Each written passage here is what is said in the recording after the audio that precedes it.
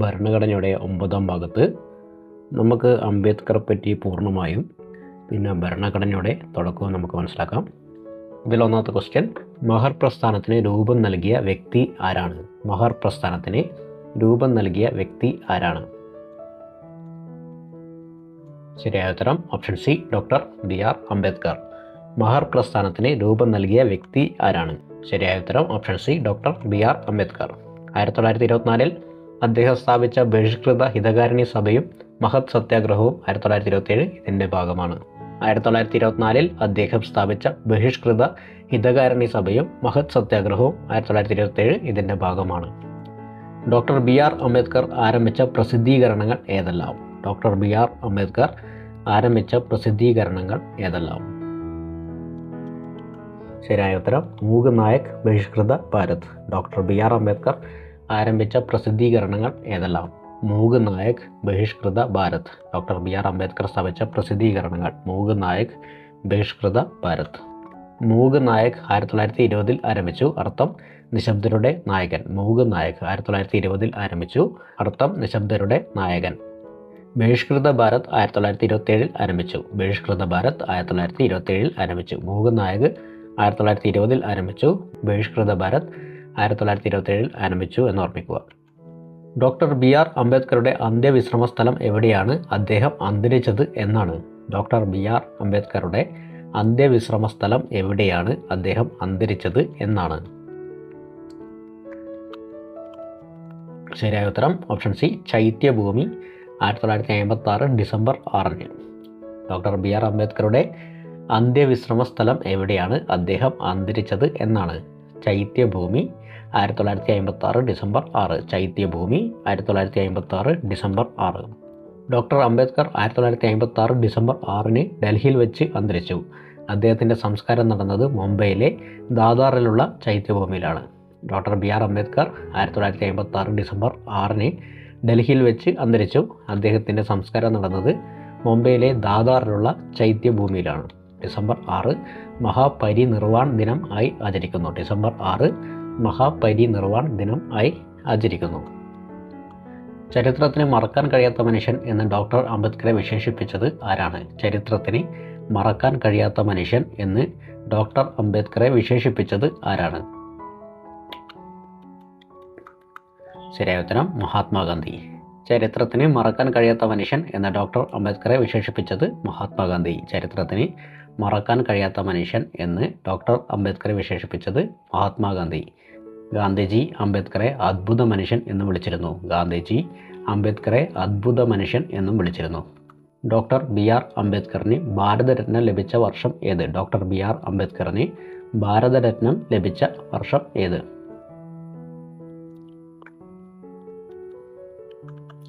ശരിയായ ഉത്തരം option C, 1990. Doctor B R. അംബേദ്കറിന് ഭാരതരത്നം ലഭിച്ച വർഷം 1990. 1990-ൽ മരണാനന്തര ബഹുമതിയായി രാഷ്ട്രം അംബേദ്കറിന് ഭാരതരത്നം നൽകി ആദരിച്ചു. 1990-ൽ മരണാനന്തര ബഹുമതിയായി രാഷ്ട്രം അംബേദ്കറിന് ഭാരതരത്നം നൽകി ആദരിച്ചു. Doctor B R. അംബേദ്കറിന് ഭാരതരത്നം ലഭിച്ച വർഷം 1990. അന്ന് പ്രധാനമന്ത്രി വി.പി. സിംഗ് ആയിരുന്നു എന്ന് ഓർമ്മിക്കുക. അന്ന് പ്രധാനമന്ത്രി വി.പി. സിംഗ് ആയിരുന്നു എന്ന് ഓർമ്മിക്കുക. Doctor Baba Saheb Ambedkar house memorial സ്ഥിതി ചെയ്യുന്നത് എവിടെയാണ്? Doctor Baba Saheb Ambedkar house memorial സ്ഥിതി ചെയ്യുന്നത് എവിടെയാണ്? ശരിയായ ഉത്തരം London. Doctor Baba Saheb Ambedkar house memorial സ്ഥിതി ചെയ്യുന്നത് London. Doctor Baba Saheb Ambedkar house memorial സ്ഥിതി ചെയ്യുന്നത് ലണ്ടൻ. ലണ്ടനിലെ 10 കിങ് ഹെൻറി റോഡിലാണ് ഈ മെമ്മോറിയൽ സ്ഥിതി ചെയ്യുന്നത്. ലണ്ടനിലെ 10 കിങ് ഹെൻറി റോഡിലാണ് ഈ മെമ്മോറിയൽ സ്ഥിതി ചെയ്യുന്നത്. 1921-22 കാലത്ത് ഉന്നത പഠനത്തിനായി ലണ്ടനിൽ താമസിച്ച വീടാണിത്. പിന്നീട് മഹാരാഷ്ട്ര സർക്കാർ ഇത് ഏറ്റെടുത്ത് സ്മാരകമാക്കി മാറ്റി. Doctor Ambedkar national memorial Mahaparinirvan Sthal സ്ഥിതി ചെയ്യുന്നത് എവിടെ? Doctor Ambedkar national memorial Mahaparinirvan Sthal സ്ഥിതി ചെയ്യുന്നത് എവിടെ? ശരിയായ ഉത്തരം option B, New Delhi. Doctor Ambedkar national memorial Mahaparinirvan Sthal സ്ഥിതി ചെയ്യുന്നത് ന്യൂഡൽഹി. ഡൽഹിയിലെ 26 അലിപൂർ റോഡിലാണ് ഡോക്ടർ അംബേദ്കർ നാഷണൽ മെമ്മോറിയൽ സ്ഥിതി ചെയ്യുന്നത്. ഡൽഹിയിലെ 26 അലിപൂർ റോഡിലാണ് ഡോക്ടർ അംബേദ്കർ നാഷണൽ മെമ്മോറിയൽ സ്ഥിതി ചെയ്യുന്നത്. Doctor Ambedkar national memorial Mahaparinirvan Sthal സ്ഥിതി ചെയ്യുന്നത് ന്യൂഡൽഹി. ഡോക്ടർ അംബേദ്കറുടെ 125ാം ജന്മവാർഷികത്തോടനുബന്ധിച്ച് 2015 കേന്ദ്ര സർക്കാർ പുറത്തിറക്കിയ നാണയങ്ങൾ ഏതൊക്കെ? ശരിയായ ഉത്തരം 10 രൂപ, 125 രൂപ. ഡോക്ടർ അംബേദ്കറുടെ 125ാം ജന്മവാർഷികത്തോടനുബന്ധിച്ച് 2015 കേന്ദ്ര സർക്കാർ പുറത്തിറക്കിയ നാണയങ്ങൾ 10 രൂപ, 125 രൂപ. താഴെ പറയുന്നവയിൽ ഡോക്ടർ അംബേദ്കറുടെ കൃതി ഏതാണ്? താഴെ പറയുന്നവയിൽ ഡോക്ടർ അംബേദ്കറുടെ കൃതി ഏതാണ്? ശരിയായ ഉത്തരം അനിഹിലേഷൻ ഓഫ് കാസ്റ്റ്. താഴെ പറയുന്നവയിൽ ഡോക്ടർ അംബേദ്കറുടെ കൃതി അനിഹിലേഷൻ ഓഫ് കാസ്റ്റ്. അംബേദ്കറുടെ പ്രധാന കൃതികൾ ഏതൊക്കെയാണെന്ന് നോക്കാം. വെയിറ്റിംഗ് ഫോർ എ വിസ ആത്മകഥ. വെയിറ്റിംഗ് ഫോർ എ വിസ ആത്മകഥയാണ്. The untouchables, who were Shudras, annihilation of caste 1936 നടത്താനിരുന്ന പ്രസംഗ പരമ്പര annihilation of caste, Buddha and his dharma, Buddha or Karl Marx എന്നിവയാണ് ഡോക്ടർ അംബേദ്കറുടെ പ്രധാന കൃതികൾ. ഡോക്ടർ അംബേദ്കറുടെ പ്രധാന കൃതികൾ വെയിറ്റിംഗ് ഫോർ എ വിസ ആത്മകഥ, വെയിറ്റിംഗ് ഫോർ എ വിസ ആത്മകഥ, the untouchables, who were Shudras, annihilation of caste 1936 നടത്താനിരുന്ന പ്രസംഗ പരമ്പര, Buddha and his dharma, Buddha or Karl marks. Indian ഭരണഘടന തയ്യാറാക്കാൻ ഒരു ഭരണഘടനാ നിർമ്മാണ സഭ വേണമെന്ന ആശയം ആദ്യമായി മുന്നോട്ട് വെച്ച ഇന്ത്യക്കാരൻ ആരാണ്? ശരിയായ ഉത്തരം ഓപ്ഷൻ സി, എം.എൻ. റോയ്. ഇന്ത്യൻ ഭരണഘടന തയ്യാറാക്കാൻ ഒരു ഭരണഘടനാ നിർമ്മാണ സഭ വേണമെന്ന ആശയം ആദ്യമായി മുന്നോട്ട് വെച്ച ഇന്ത്യക്കാരൻ എം.എൻ. റോയ്. 1934 എം.എൻ. റോയ് തൻ്റെ ഇന്ത്യൻ പാട്രിയറ്റ് എന്ന പ്രസിദ്ധീകരണത്തിലൂടെയാണ് ഈ ആശയം ആദ്യമായി മുന്നോട്ട് വെച്ചത്. ഇന്ത്യൻ ഭരണഘടന തയ്യാറാക്കാൻ ഒരു ഭരണഘടനാ നിർമ്മാണ സഭ വേണമെന്ന ആശയം ആദ്യമായി മുന്നോട്ട് വെച്ച ഇന്ത്യക്കാരൻ ആരാണെന്ന് ചോദിച്ചാൽ എം.എൻ. റോയ്. 1934 എം.എൻ. റോയ് തൻ്റെ ഇന്ത്യൻ പാട്രിയറ്റ് എന്ന പ്രസിദ്ധീകരണത്തിലൂടെയാണ് ഈ ആശയം ആദ്യമായി മുന്നോട്ട് വെച്ചത്. എം.എൻ. റോയുടെ യഥാർത്ഥ നാമം എന്ത്? എം.എൻ. റോയുടെ യഥാർത്ഥ നാമം എന്ത്? ശരിയായ ഉത്തരം നരേന്ദ്രനാഥ് ഭട്ടാചാര്യ. എം.എൻ. റോയുടെ യഥാർത്ഥ നാമം നരേന്ദ്രനാഥ് ഭട്ടാചാര്യ. റാഡിക്കൽ ഹ്യൂമനിസത്തിൻ്റെ പിതാവ് എന്നറിയപ്പെടുന്ന എം.എൻ. റോയുടെ യഥാർത്ഥ നാമം നരേന്ദ്രനാഥ് ഭട്ടാചാര്യ എന്നാണ്. ജനകീയാസൂത്രണത്തിൻ്റെ പിതാവ് ആരാണ്? ജനകീയാസൂത്രണത്തിൻ്റെ പിതാവ് ആരാണ്? ശരിയായ ഉത്തരം എം.എൻ. റോയ്. ജനകീയ ആസൂത്രണത്തിൻ്റെ പിതാവ് എം.എൻ. റോയ്. ജനകീയ ആസൂത്രണത്തിൻ്റെ പിതാവ് ആരാണെന്ന് ചോദിച്ചാൽ എം.എൻ. റോയ്. പീപ്പിൾസ് പ്ലാൻ 1945 എന്നറിയപ്പെടുന്ന ജനകീയ ആസൂത്രണത്തിൻ്റെ പിതാവാണ് എം.എൻ. റോയ്. പീപ്പിൾസ് പ്ലാൻ 1945 എന്നറിയപ്പെടുന്ന ജനകീയ ആസൂത്രണത്തിൻ്റെ പിതാവാണ് എം.എൻ. റോയ്. ജനകീയ ആസൂത്രണത്തിൻ്റെ പിതാവ് എം.എൻ. റോയ്. കമ്മ്യൂണിസ്റ്റ് ഇൻ്റർനാഷണൽ കോമിൻറ്റേൺ അംഗമായ ആദ്യ ഇന്ത്യക്കാരൻ ആരാണ്? കമ്മ്യൂണിസ്റ്റ് ഇൻ്റർനാഷണൽ അംഗമായ ആദ്യ ഇന്ത്യക്കാരൻ ആരാണ്? ശരിയായ ഉത്തരം option A, M N. Roy. Communist international അംഗമായ ആദ്യ ഇന്ത്യക്കാരൻ എം.എൻ. റോയ്. ലെനിൻ്റെ ക്ഷണപ്രകാരം കമ്മ്യൂണിസ്റ്റ് ഇൻ്റർനാഷണൽ 2ാം സമ്മേളനത്തിൽ പങ്കെടുത്ത ആദ്യ ഇന്ത്യക്കാരനാണ് എം.എൻ. റോയ്. ഇന്ത്യൻ കമ്മ്യൂണിസത്തിൻ്റെ പിതാവായും ഇദ്ദേഹത്തെ അറിയപ്പെടുന്നു. 1920 താഷ്കെൻഡിൽ വെച്ച് ഇന്ത്യൻ കമ്മ്യൂണിസ്റ്റ് പാർട്ടി സ്ഥാപിച്ചതിലും മുഖ്യ പങ്ക് വഹിച്ചു. ഇന്ത്യൻ കമ്മ്യൂണിസത്തിൻ്റെ പിതാവ് ആയും എം.എൻ. റോയ് അറിയപ്പെടുന്നു. 1920 താഷ്കെൻഡിൽ വെച്ച് ഇന്ത്യൻ കമ്മ്യൂണിസ്റ്റ് പാർട്ടി സ്ഥാപിച്ചതിലും മുഖ്യ പങ്ക് വഹിച്ചു. എം.എൻ. റോയ് സ്ഥാപിച്ച സംഘടനകൾ ഏതൊക്കെയാണ്? എം.എൻ. റോയ് സ്ഥാപിച്ച സംഘടനകൾ ഏതൊക്കെയാണ്? ശരിയായ ഉത്തരം എയും ബിയും. എം.എൻ. റോയ് സ്ഥാപിച്ച സംഘടനകൾ radical democratic party, Indian federation of labour. Radical democratic party, Indian federation of labour. M N. Roy സ്ഥാപിച്ച സംഘടനകൾ ഏതൊക്കെയാണെന്ന് ചോദിച്ചാൽ radical democratic party, Indian federation of labour. താഴെ പറയുന്നതിൽ എം.എൻ. റോയുടെ കൃതി ഏതാണ്? താഴെ പറയുന്നതിൽ എം.എൻ. റോയുടെ കൃതി ഏതാണ്? ഉത്തരം മുകളിൽ പറഞ്ഞവയെല്ലാം. താഴെ പറയുന്നവയിൽ എം.എൻ. റോയുടെ കൃതി മുകളിൽ പറഞ്ഞവയെല്ലാം.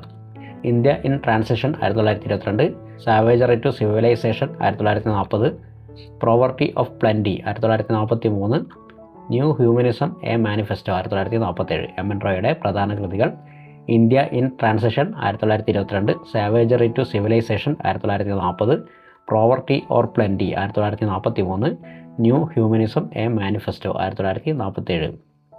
എം.എൻ. റോയുടെ പ്രധാന കൃതികൾ India in transition 1922, savagery to civilisation 1940, poverty or plenty 1943, new humanism a manifesto 1947. Indian ഭരണഘടന തയ്യാറാക്കിയത് ആരാണ്, ഏത് സഭയാണ്? ഇന്ത്യൻ ഭരണഘടന തയ്യാറാക്കിയത് ആരാണ്, ഏത് സഭയാണ്? ഭരണഘടന നിർമ്മാണ സഭ. ഇന്ത്യൻ ഭരണഘടന തയ്യാറാക്കിയത് ആരാണ്, ഏത് സഭയാണ്? ഭരണഘടന നിർമ്മാണ സഭ. ഇന്ത്യൻ ഭരണഘടന തയ്യാറാക്കിയത് ഭരണഘടന നിർമ്മാണ സഭ. ഭരണഘടന നിർമ്മാണ സഭ രൂപീകൃതമായത് എന്ന്. ഭരണഘടന നിർമ്മാണ സഭ രൂപീകൃതമായത് എന്ന്. 1946 നവംബർ. ഭരണഘടനാ നിർമ്മാണ സഭ രൂപീകൃതമായത് 1946 നവംബർ. ഭരണഘടനാ നിർമ്മാണ സഭ രൂപീകൃതമായത് എന്ന് ചോദിച്ചാൽ 1946 നവംബർ. ക്യാബിനറ്റ് മിഷന്റെ ശുപാർശ പ്രകാരം 1946 ഭരണഘടനാ നിർമ്മാണ സഭ രൂപീകൃതമായത്. ക്യാബിനറ്റ് മിഷന്റെ ശുപാർശ പ്രകാരം 1946 നവംബറിലാണ് ഭരണഘടനാ നിർമ്മാണ സഭ രൂപീകൃതമായത്. ഭരണഘടനാ നിർമ്മാണ സഭ വേണമെന്ന ആവശ്യം ഇന്ത്യൻ നാഷണൽ കോൺഗ്രസ് ഔദ്യോഗികമായി ആദ്യമായി ചർച്ച ചെയ്ത സമ്മേളനം. ഭരണഘടനാ നിർമ്മാണ സഭ വേണമെന്ന ആവശ്യം ഇന്ത്യൻ നാഷണൽ കോൺഗ്രസ് ഔദ്യോഗികമായി ആദ്യമായി ചർച്ച ചെയ്ത സമ്മേളനം. ശരിയായ ബോംബെ സമ്മേളനം 1934-35. ഭരണഘടനാ നിർമ്മാണ സഭ വേണമെന്ന ആവശ്യം ഇന്ത്യൻ നാഷണൽ കോൺഗ്രസ് ഔദ്യോഗികമായി ആദ്യമായി ചർച്ച ചെയ്ത സമ്മേളനം ബോംബെ സമ്മേളനം 1934-35. ബോംബെ സമ്മേളനം 1934-35. 1934-35 ബോംബെ സമ്മേളനത്തിലാണ് കോൺഗ്രസ് ഭരണഘടനാ നിർമ്മാണ സഭ എന്ന ആവശ്യം ഔദ്യോഗികമായി ചർച്ച ചെയ്തത്. 1934-35 ബോംബെ സമ്മേളനത്തിലാണ് കോൺഗ്രസ് ഭരണഘടനാ നിർമ്മാണ സഭ എന്ന ആവശ്യം ഔദ്യോഗികമായി ചർച്ച ചെയ്തത്. അധ്യക്ഷൻ ഡോക്ടർ രാജേന്ദ്ര പ്രസാദ് ആയിരുന്നു. ആശയം മുന്നോട്ട് വെച്ച വ്യക്തി എം.എൻ. റോയ് 1934 ആശയം ആദ്യം മുന്നോട്ട് വെച്ച വ്യക്തി എം.എൻ. റോയ് 1934 പാർട്ടി എന്ന നിലയിൽ ആദ്യം സ്വരാജ് പാർട്ടി എന്ന നിലയിൽ ആദ്യമായി ഈ ആവശ്യം മുന്നോട്ട് വെച്ചത് സ്വരാജ് പാർട്ടി 1934 ഓർമ്മിക്കുക. ഇന്ത്യയുടെ ഭരണഘടനാ നിർമ്മാണ സഭയുടെ ഘടന എങ്ങനെയായിരുന്നു? ഇന്ത്യയുടെ ഭരണഘടനാ നിർമ്മാണ സഭയുടെ ഘടന എങ്ങനെയായിരുന്നു? ശരിയായ ഉത്തരം തിരഞ്ഞെടുക്കപ്പെട്ട അംഗങ്ങളും നാമനിർദ്ദേശം ചെയ്യപ്പെട്ട അംഗങ്ങളും. ഇന്ത്യയുടെ ഭരണഘടനാ നിർമ്മാണ സഭയുടെ ഘടന എങ്ങനെയായിരുന്നു? തിരഞ്ഞെടുക്കപ്പെട്ട അംഗങ്ങളും നാമനിർദ്ദേശം ചെയ്യപ്പെട്ട അംഗങ്ങളും. തിരഞ്ഞെടുക്കപ്പെട്ട അംഗങ്ങളും നാമനിർദ്ദേശം ചെയ്യപ്പെട്ട അംഗങ്ങളും. 292 അംഗങ്ങൾ പ്രവിശ്യ നിയമസഭയിൽ നിന്ന് തിരഞ്ഞെടുക്കപ്പെട്ടവരാണ്. ഭരണഘടനാ നിർമ്മാണ സഭയിൽ 292 അംഗങ്ങൾ പ്രവിശ്യ നിയമസഭയിൽ നിന്ന് തിരഞ്ഞെടുക്കപ്പെട്ടവരാണ്. 93 അംഗങ്ങൾ നാട്ടുരാജ്യങ്ങളിൽ നിന്ന് നാമനിർദ്ദേശം ചെയ്യപ്പെട്ടവരാണ്. 93 അംഗങ്ങൾ നാട്ടുരാജ്യങ്ങളിൽ നിന്ന് നാമനിർദ്ദേശം ചെയ്യപ്പെട്ടവരാണ്. 4 അംഗങ്ങൾ ചീഫ് കമ്മീഷണർ പ്രവിശ്യകളിൽ നിന്നാണ്. 4 അംഗങ്ങൾ ചീഫ് കമ്മീഷണർ പ്രവിശ്യകളിൽ നിന്നാണ്. 292 അംഗങ്ങൾ പ്രവിശ്യ നിയമസഭയിൽ നിന്ന് തിരഞ്ഞെടുക്കപ്പെട്ടവരാണെന്ന് ഓർമ്മിക്കുക. 93 അംഗങ്ങൾ നാട്ടുരാജ്യങ്ങളിൽ നിന്നാണ്. 4 അംഗങ്ങൾ ചീഫ് കമ്മീഷണർ പ്രവിശ്യകളിൽ നിന്നാണ്. ആകെ 389 അംഗങ്ങൾ ആയിരുന്നു ഭരണഘടനാ നിർമ്മാണ സഭയിൽ വിഭജനത്തിന് മുമ്പ്. ഭരണഘടനാ നിർമ്മാണ സഭയിലെ അംഗസംഖ്യയുമായി ബന്ധപ്പെട്ട് താഴെ പറയുന്നവയിൽ ശരിയായത് ഏത്? ഭരണഘടനാ നിർമ്മാണ സഭയിലെ അംഗസംഖ്യയുമായി ബന്ധപ്പെട്ട് താഴെ പറയുന്നവയിൽ ശരിയായത് ഏത്?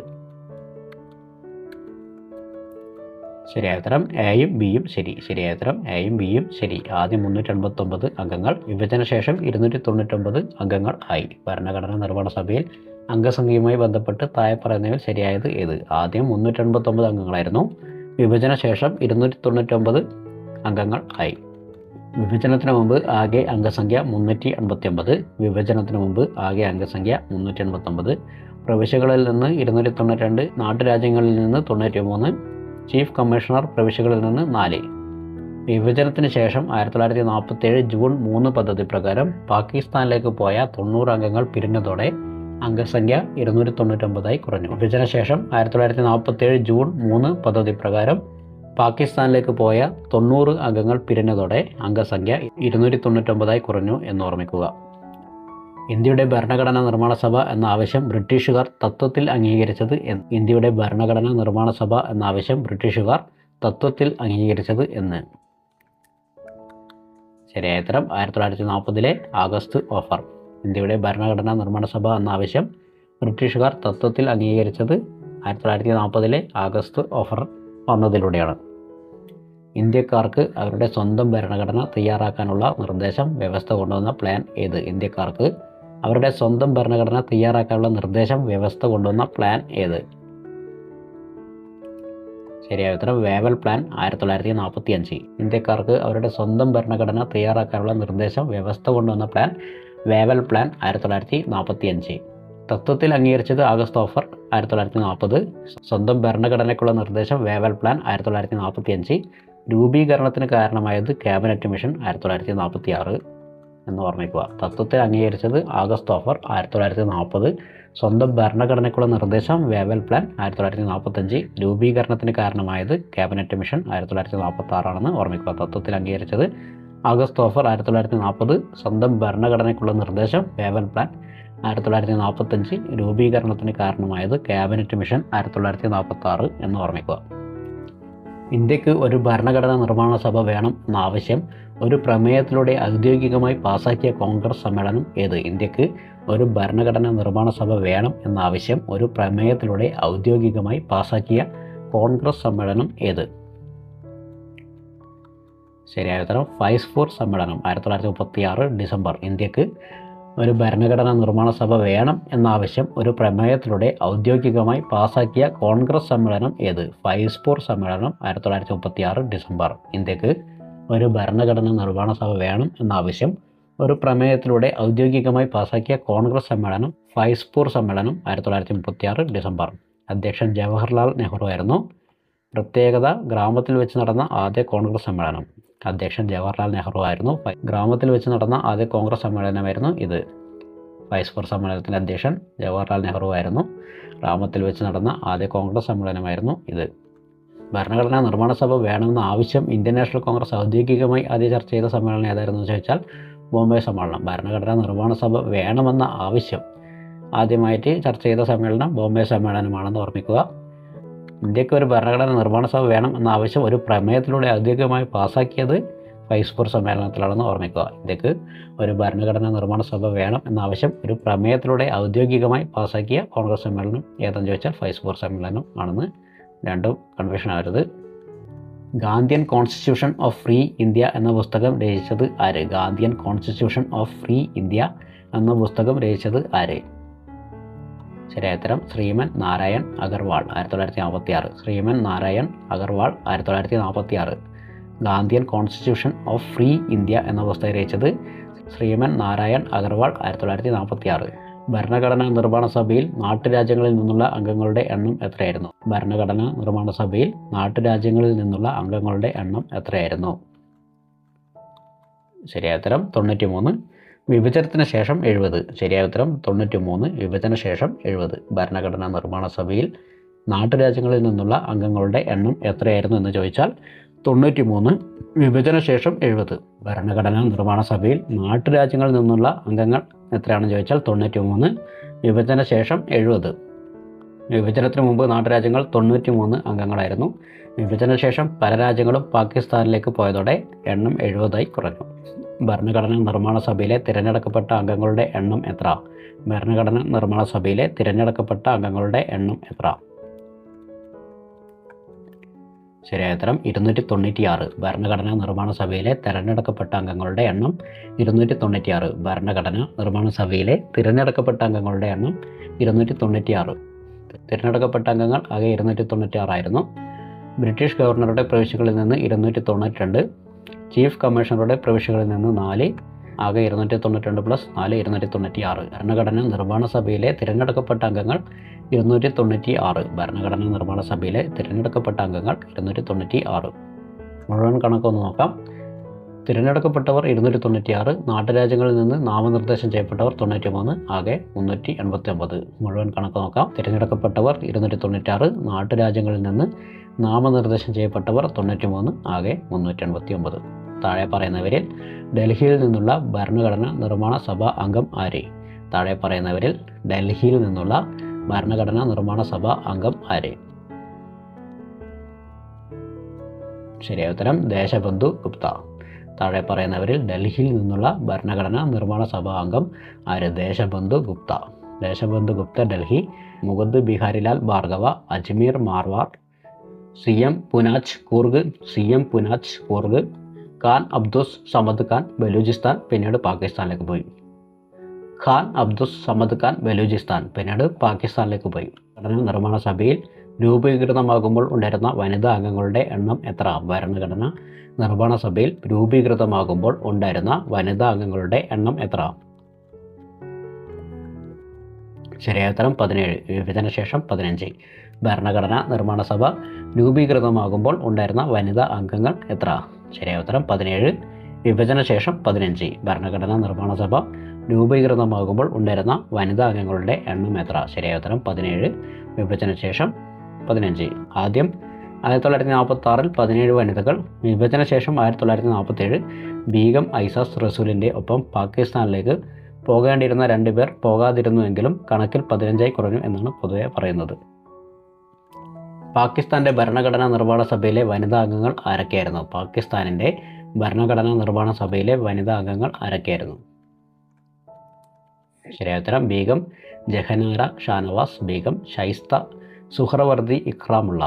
പാകിസ്ഥാൻ്റെ ഭരണഘടനാ നിർമ്മാണ സഭയിലെ വനിതാ അംഗങ്ങൾ ആരൊക്കെയായിരുന്നു? ബീഗം ജഹനാര ഷാനവാസ്, ബീഗം ഷൈസ്ത സുഹ്റവർദി ഇക്രാമുള്ള. വിഭജന സമയത്ത് ഇന്ത്യൻ ഭരണഘടനാ നിർമ്മാണ സഭയിൽ നിന്ന് പിരിഞ്ഞുപോയവരിൽ 2 വനിതകൾ പാകിസ്ഥാൻ്റെ ഭരണഘടനാ നിർമ്മാണ സഭയിൽ അംഗങ്ങളായി. ബീഗം ജഹനാര ഷാനവാസ്, ബീഗം ഷൈസ്ത സുഹ്റവർദി ഇക്രാമുള്ള. ഭരണഘടനാ നിർമ്മാണ സഭയിൽ ഭൂരിപക്ഷം നേടിയ പാർട്ടി ഏത്? ഭരണഘടനാ നിർമ്മാണ സഭയിൽ ഭൂരിപക്ഷം നേടിയ പാർട്ടി ഏത്? ശരിയായ ഉത്തരം കോൺഗ്രസ്, 208 സീറ്റുകൾ. ഭരണഘടനാ നിർമ്മാണ സഭയിൽ ഭൂരിപക്ഷം നേടിയ പാർട്ടി കോൺഗ്രസ്, 208 സീറ്റുകൾ. ഭരണഘടനാ നിർമ്മാണ സഭയിൽ ഭൂരിപക്ഷം നേടിയ പാർട്ടി കോൺഗ്രസ്, 208 സീറ്റുകൾ. ഭരണഘടനാ നിർമ്മാണ സഭയിലേക്ക് ഏറ്റവും കൂടുതൽ അംഗങ്ങളെ തിരഞ്ഞെടുത്ത പ്രവിശ്യ ഏത്? ഭരണഘടനാ നിർമ്മാണ സഭയിലേക്ക് ഏറ്റവും കൂടുതൽ അംഗങ്ങളെ തിരഞ്ഞെടുത്ത പ്രവിശ്യ ഏത്? ശരിയായ ഉത്തരം യുണൈറ്റഡ് പ്രൊവിൻസ്, 55 സീറ്റുകൾ. ശരിയായ ഉത്തരം യുണൈറ്റഡ് പ്രൊവിൻസ്, 55 സീറ്റുകൾ. ഭരണഘടനാ നിർമ്മാണ സഭയിലേക്ക് ഏറ്റവും കൂടുതൽ അംഗങ്ങളെ തിരഞ്ഞെടുത്ത പ്രവിശ്യ യുണൈറ്റഡ് പ്രൊവിൻസ്, 55 സീറ്റുകൾ. ഏറ്റവും കൂടുതൽ അംഗങ്ങൾ തിരഞ്ഞെടുക്കപ്പെട്ടത് യുണൈറ്റഡ് പ്രൊവിൻസിൽ നിന്നാണ്. ഇന്നത്തെ ഉത്തർപ്രദേശ് 55 അംഗങ്ങൾ. ഏറ്റവും കൂടുതൽ യുണൈറ്റഡ് പ്രൊവിൻസ് 55 സീറ്റ്, ഏറ്റവും കുറവ് കൂർഗ് 1 എന്ന് ഓർമ്മിക്കുക. ഏറ്റവും കൂടുതൽ യുണൈറ്റഡ് പ്രൊവിൻസ് 55 സീറ്റുകൾ, ഏറ്റവും കുറവ് കൂർഗ് 1 എന്ന് ഓർമ്മിക്കുക. ഭരണഘടനാ നിർമ്മാണ സഭയിലെ പ്രഥമ സമ്മേളനം നടന്നത് എപ്പോൾ? ഭരണഘടനാ നിർമ്മാണ സഭയിലെ പ്രഥമ സമ്മേളനം നടന്നത് എപ്പോൾ? ശരിയായ ഉത്തരം 1946 ഡിസംബർ 9 രാവിലെ 11 മണിക്ക്. ഭരണഘടനാ നിർമ്മാണ സഭയുടെ പ്രഥമ സമ്മേളനം നടന്നത് എപ്പോൾ? 1946 ഡിസംബർ 9 രാവിലെ 11 മണിക്ക്. ഭരണഘടനാ നിർമ്മാണ സഭയുടെ പ്രഥമ സമ്മേളനം നടന്നത് 1946 ഡിസംബർ 9 രാവിലെ 11 മണിക്ക്. സ്ഥലം കോൺസ്റ്റിറ്റ്യൂഷൻ ഹാൾ, ഇപ്പോഴത്തെ central hall of parliament, New Delhi. സ്ഥലം കോൺസ്റ്റിറ്റ്യൂഷൻ ഹാൾ, ഇപ്പോഴത്തെ central hall of parliament, New Delhi. സമയം രാവിലെ 11 മണിക്ക്. പ്രസിഡന്റ് താൽക്കാലികം ഡോക്ടർ സച്ചിദാനന്ദ സിൻഹ, ഏറ്റവും മുതിർന്ന അംഗം എന്ന നിലയിൽ. പ്രസിഡന്റ് താൽക്കാലികം ഡോക്ടർ സച്ചിദാനന്ദ സിൻഹ, ഏറ്റവും മുതിർന്ന അംഗം എന്ന നിലയിൽ. ഡിസംബർ 11 ഡോക്ടർ രാജേന്ദ്ര പ്രസാദിനെ സ്ഥിരം അധ്യക്ഷനായി തിരഞ്ഞെടുത്തു. ഡിസംബർ 11 ഡോക്ടർ രാജേന്ദ്ര പ്രസാദിനെ സ്ഥിരം അധ്യക്ഷനായി തിരഞ്ഞെടുത്തു. ഭരണഘടനാ നിർമ്മാണ സഭയുടെ പ്രഥമ സമ്മേളനം നടന്നത് 1946 ഡിസംബർ 9 രാവിലെ 11 മണിക്ക്. ഭരണഘടനാ നിർമ്മാണ സഭയുടെ പ്രഥമ സമ്മേളനം നടന്നത് 1946 ഡിസംബർ 9 രാവിലെ 11 മണിക്ക്. സ്ഥലം കോൺസ്റ്റിറ്റ്യൂഷൻ ഹാള്, ഇപ്പോഴത്തെ central hall of parliament, New Delhi. സ്ഥലം കോൺസ്റ്റിറ്റ്യൂഷൻ ഹാള്, ഇപ്പോഴത്തെ central hall of parliament, New Delhi. സമയം രാവിലെ 11 മണി. പ്രസിഡന്റ് താൽക്കാലികമായിട്ട് ഡോക്ടർ സച്ചിദാനന്ദ സിൻഹ ആയിരുന്നു, ഏറ്റവും മുതിർന്ന അംഗം എന്ന നിലയിൽ. ഡിസംബർ 11 ഡോക്ടർ രാജേന്ദ്ര പ്രസാദിനെ സ്ഥിരം അധ്യക്ഷനെ തിരഞ്ഞെടുത്തു. ഭരണഘടനാ നിർമ്മാണ സഭയുടെ ചിഹ്നം എന്തായിരുന്നു? ഭരണഘടനാ നിർമ്മാണ സഭയുടെ ചിഹ്നം എന്തായിരുന്നു? ശരിയായ ഉത്തരം ഓപ്ഷൻ സി, ആന. ഭരണഘടനാ നിർമ്മാണ സഭയുടെ ചിഹ്നം എന്തായിരുന്നു എന്ന് ചോദിച്ചാൽ ആന എന്നാണ് ഉത്തരം. അപ്പോൾ ഈ വീഡിയോ എല്ലാവർക്കും ഇഷ്ടപ്പെട്ടു എന്ന് കരുതുന്നു. ഇഷ്ടപ്പെട്ടെങ്കിൽ കൂടുതൽ ആൾക്കാർക്ക് ഷെയർ ചെയ്യുക, സബ്സ്ക്രൈബ് ചെയ്യുക. Okay, thank you. അടുത്ത വീഡിയോയുമായി വീണ്ടും കാണാം.